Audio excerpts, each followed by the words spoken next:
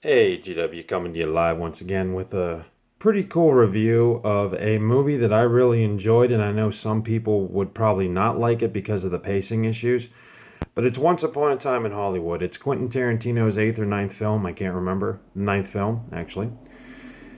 And it has to deal with Rick Dalton, played by Leonardo DiCaprio, and his stunt double buddy, Cliff Booth.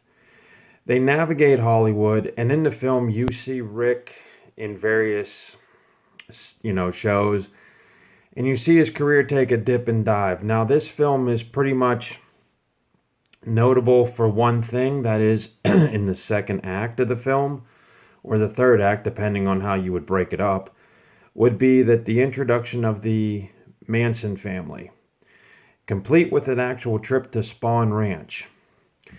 This is what got everybody buzzing about this film, is that, Tarantino was going to finally show the Manson murders.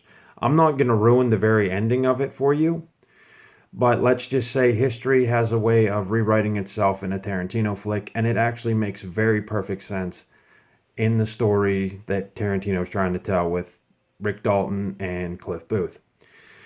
The other notable thing in here is you have to look for cameos. And just to give you a quick sort of rundown on who's who, cameo wise, you have Martin Kove, who played Sensei John Kreese in Cobra Kai, is in here, among a few others. You'd have to look.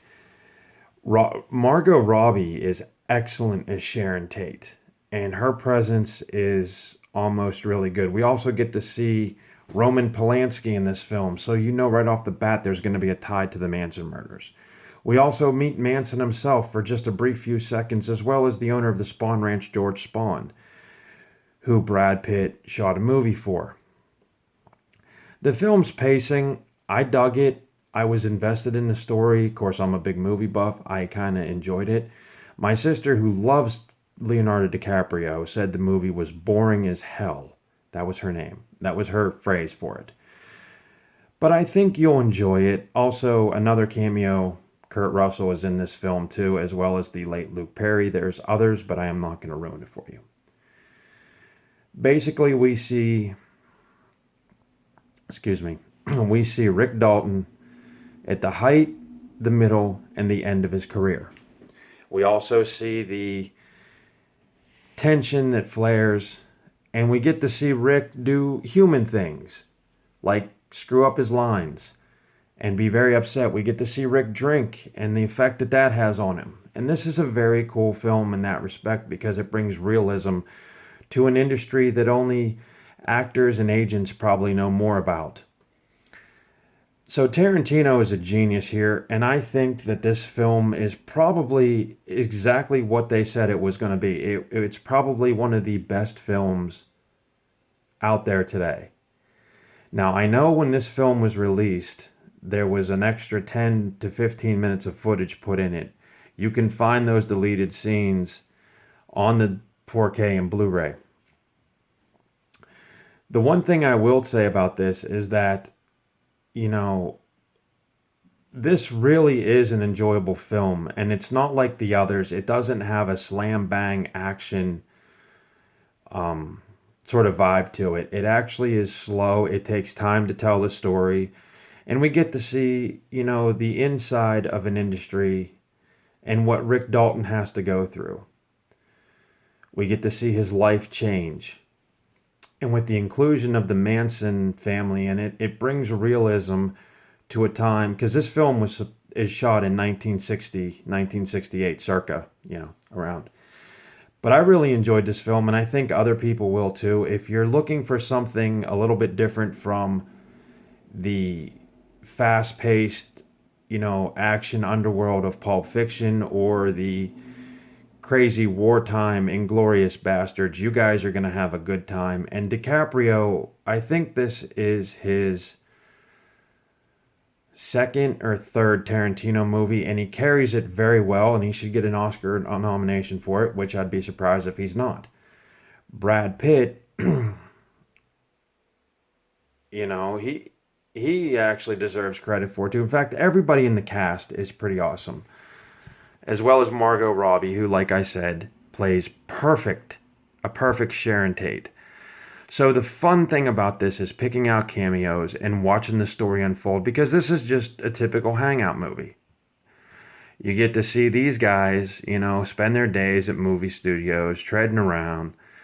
You also get to see, you know, what it's like at that time. And this film does a great job too of showcasing like cars, restaurants, that were around in the 60s and on the strip, as well as TV shows. One of the best things I thought about this movie was the way Cliff and Rick hang out. They go back to their house, they watch pizza, or they don't watch pizza. They watch their own shows and they drink pizza or eat pizza and drink beer is what they do. And it's kind of cool because you see that, you know. And you get to see the contrast too. Rick lives in a huge mansion while Cliff kind of lives in a trailer. But the showcase of the environment in the 60s couldn't have been portrayed better.